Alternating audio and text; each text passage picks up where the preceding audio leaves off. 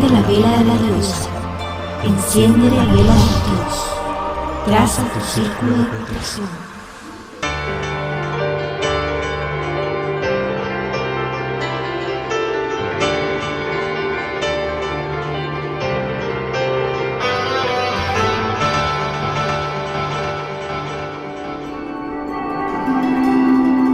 Druidas y druidismo.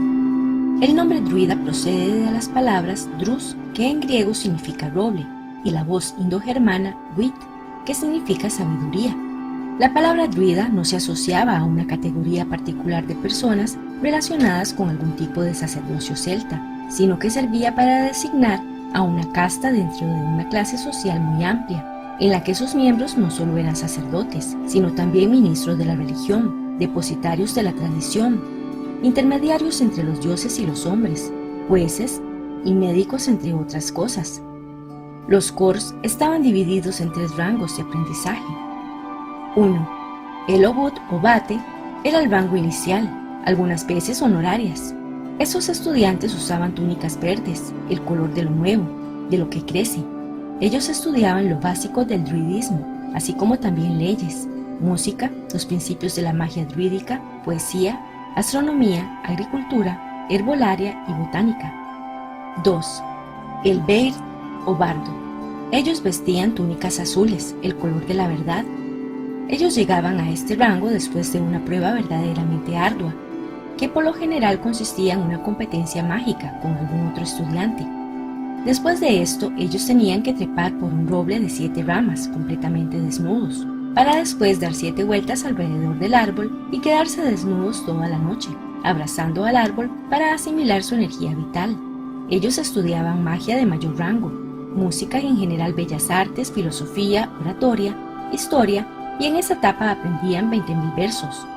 Su misión era la de ir proclamando sus versos y la cultura céltica a lo largo de toda la Celtia. Podían tardar hasta 20 años en sus estudios, dependiendo de la inteligencia de cada bardo. 3. El Derouton, o druida. El druida usaba una túnica blanca, el color del espíritu, la sabiduría y el conocimiento. Ellos eran los sacerdotes, jueces, consejeros reales y populares, místicos, magos y profetas. Considerados como los más respetables de los 3 rangos, se dirigían al pueblo una vez a la semana, en el día del sol, origen del Sunday, y se paraban enfrente del sol, enfrente de Dios y de la verdad, en el ojo de Dios. 4 veces al año se juntaban con el pueblo para calmar las disputas entre las tribus y los individuos. Los druidas, a diferencia de los otros rangos, conservaban un celibato sagrado. Los druidas tenían a un jefe supremo dentro de su hermandad, el cual era llamado archidruida. Una vez cada 3 años, todos los archidruidas del mundo céltico, incluyendo los que vivían en lugares más apartados, se juntaban en el New Forest de Cornwall para discutir los implementos de la religión. Los archidruidas usaban una gargantilla de oro denominada Aomairum, que según dicen las costumbres populares, les ahorcaba en caso de hacer un mal juicio en contra de alguna persona que cometiera un crimen. Para llegar a ser druida, ellos tenían que hacer la búsqueda de 3 maestrías: la búsqueda y enfrentamiento del temor personal, la búsqueda del pasado propio y de sus vidas anteriores, y la del futuro personal. Después de esto se hacía un rito mágico lleno de iluminación. Los druidas respetaban y acataban los designios de una sola autoridad superior, que debía ser ocupada por otro druida a su muerte, no en base a la estirpe, sino en base a las cualidades que debía demostrar el individuo aspirante para tan ilustre posición, y que debía ser elegido por votación.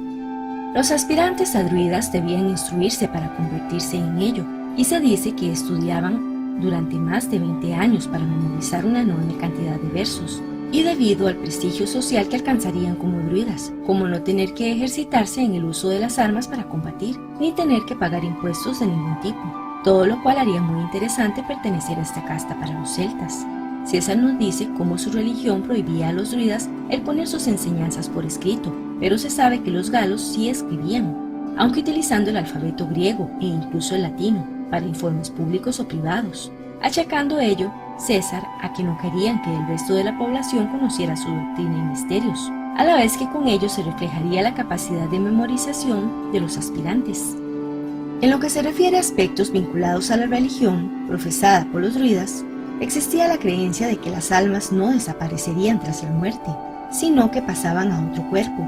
También fue muy importante su papel como astrólogos y astrónomos, todo lo cual fue desarrollando toda una creencia basada en la premisa de que los movimientos de los astros influían sobre la vida en la Tierra de forma directa, siendo en un principio la astrología parte de la astronomía. César nos dice que conocían las estrellas, su movimiento, el tamaño del universo y el de la Tierra, pero también que conocían bien el movimiento lunar y cómo éste afectaba a las plantas, animales y mareas. Predecían las estaciones con exactitud. También conocían bien el curso de los 12 signos del zodiaco y los planetas que en su movimiento pasaban por ellos, así como el nombre de cientos de estrellas.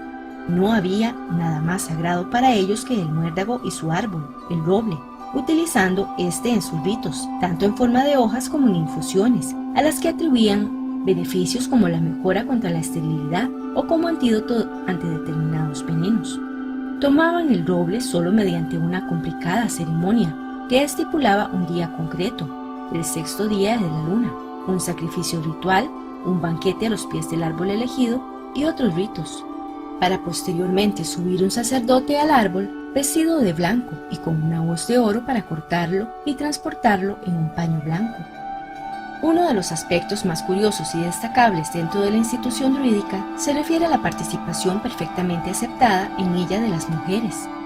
Ya los propios escritores latinos nos hablaban de las llamadas dríades o mujeres druidas, a las cuales también hacen referencia a las propias fuentes celtas, ya que dentro de su organización social, las mujeres celtas gozaban de un estatus y una autonomía mucho mayor que las romanas o las griegas, e incluso en determinados casos atestiguados llegaron a ejercer la máxima autoridad dentro de un grupo, llevándolo de hecho hasta la batalla, sin que los guerreros pusieran ninguna objeción a ello, pues se trataba de mujeres guerreras, con un coraje y valor, si no superior, sí idéntico al de los hombres. Así, según Plutarco, también eran enviadas a menudo como embajadoras, tomaban parte en las asambleas, podían heredar el trono, les estaba permitido ejercer de abogadas o jueces, podían heredar propiedades y mantener en su posesión tanto lo que hubiera aportado al matrimonio como lo que su marido le hubiera regalado durante este, si alguna vez se disolvía. Eran responsables solo de sus propias deudas, y si sus maridos caían en desgracia por cualquier acto, eso no las afectaba ni a ellas ni a su reputación, además de lo cual también podían actuar como bardos, médicos y por supuesto como dríades.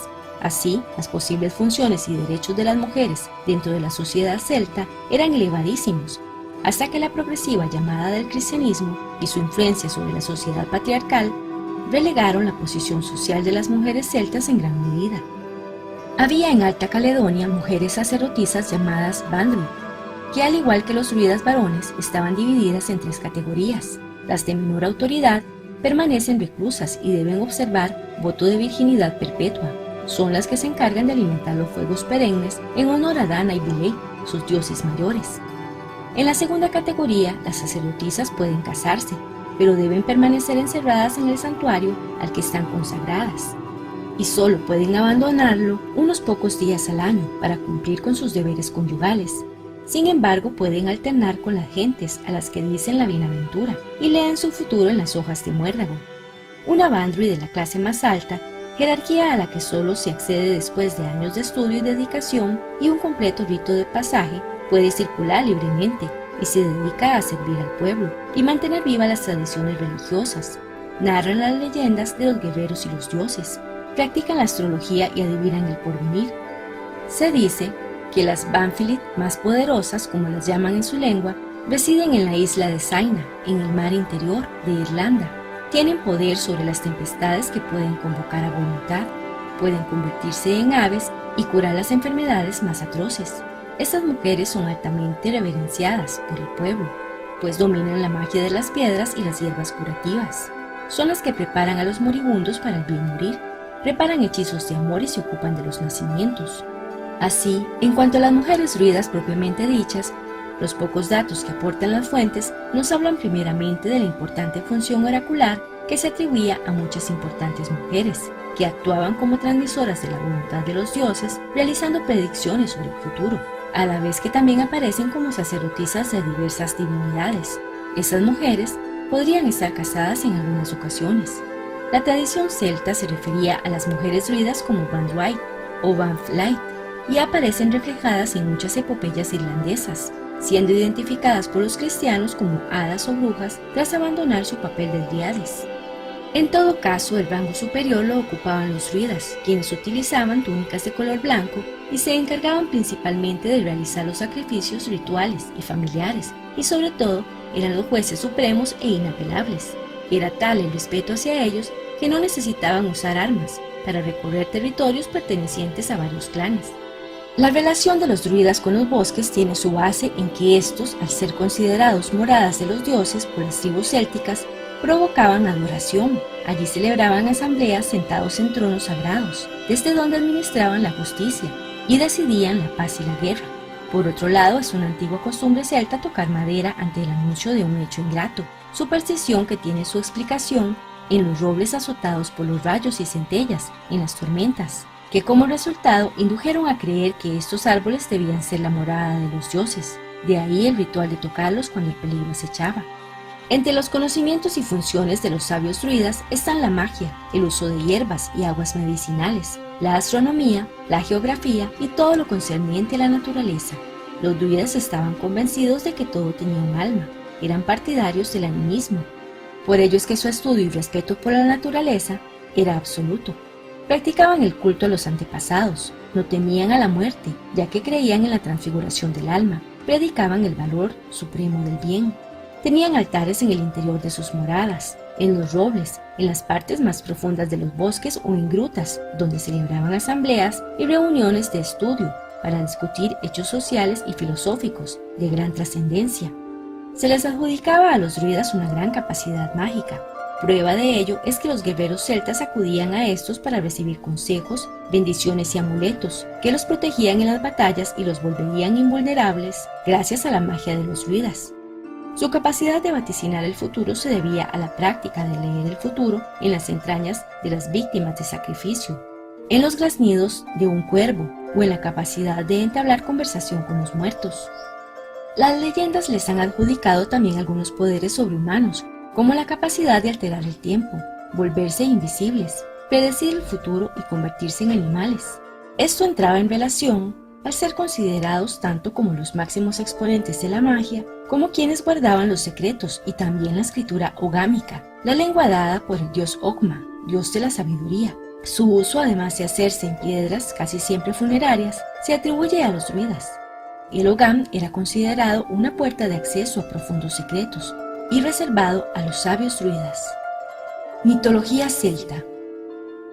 La mitología precristiana irlandesa se conservó mejor que cualquier otra, debido a que Irlanda nunca estuvo bajo el control romano hasta el 500 después de Cristo.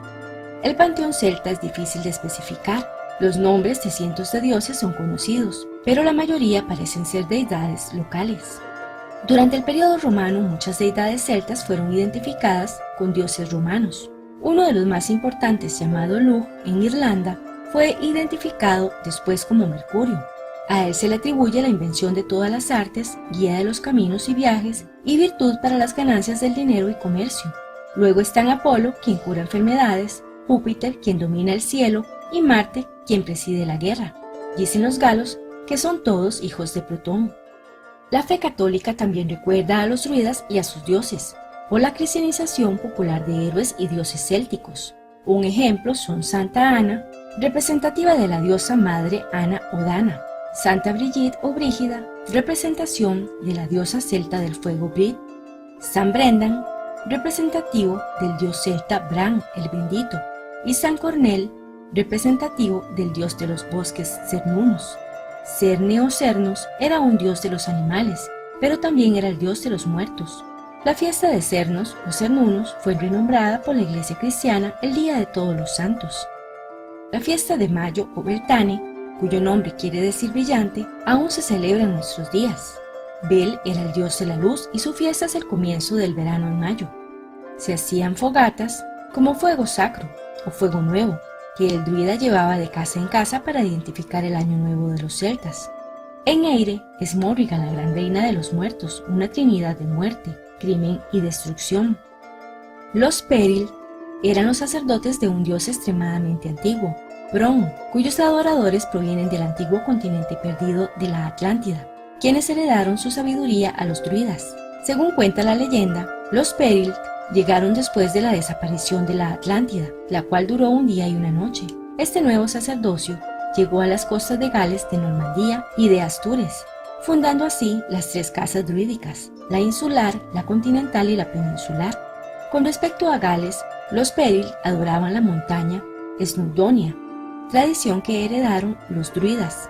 Se dice que los Peril también establecieron un importante centro religioso en Glastonbury Tor, además de haber formado el Camino del Roble, Oak Walk, y el laberinto de Massey, que serpentea hasta su cumbre, más el legendario Anillo del Sol de piedras, que aún hasta nuestros días permanece en pie. También se dice que ellos hicieron la gran mayoría de los dólmenes y menhires que aún hoy están en pie en toda Europa. Tal es el caso de Stonehenge en Inglaterra, los menhires de Poe en España y un sinfín de ejemplos. Las enseñanzas druídicas.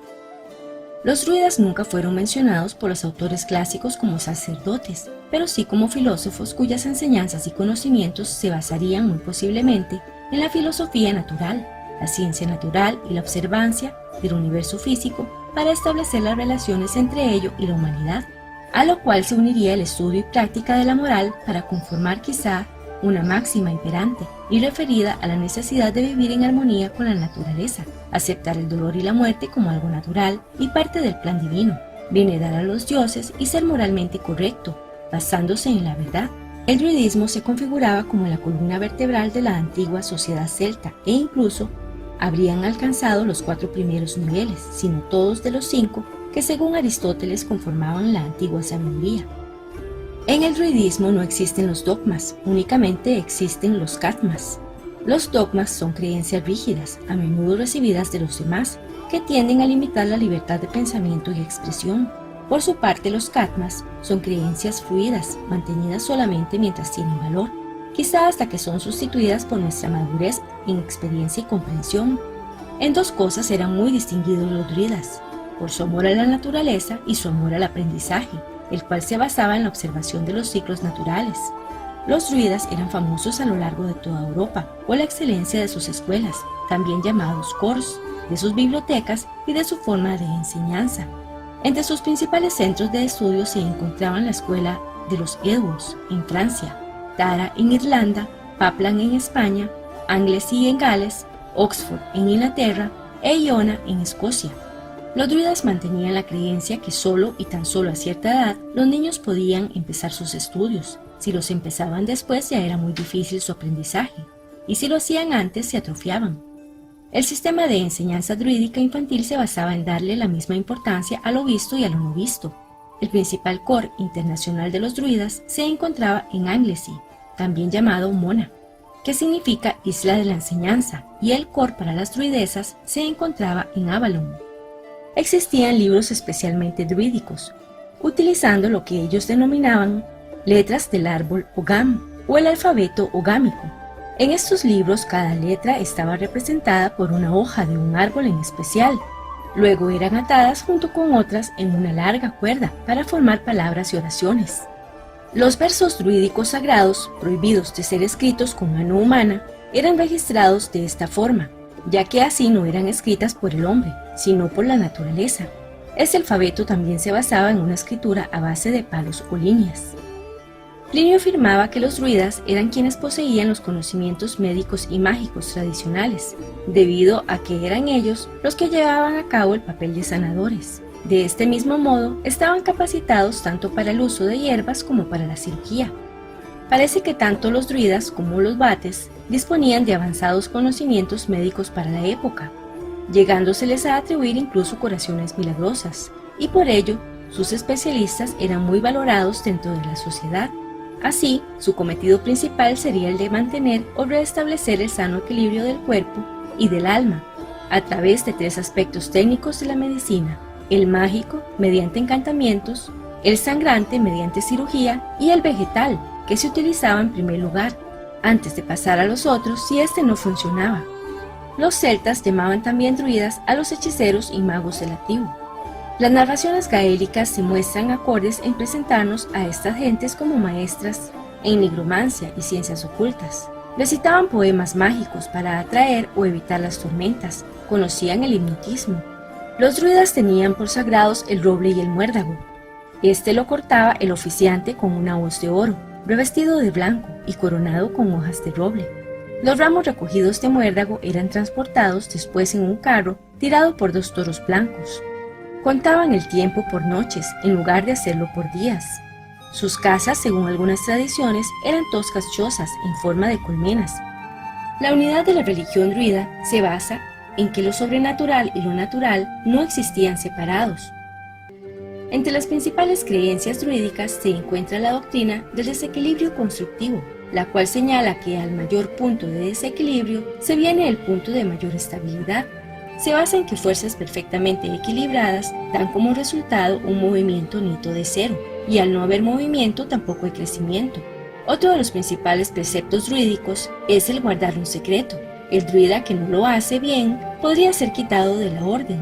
Otro de los axiomas druídicos es aquel que señala: hay un gran poder en el silencio.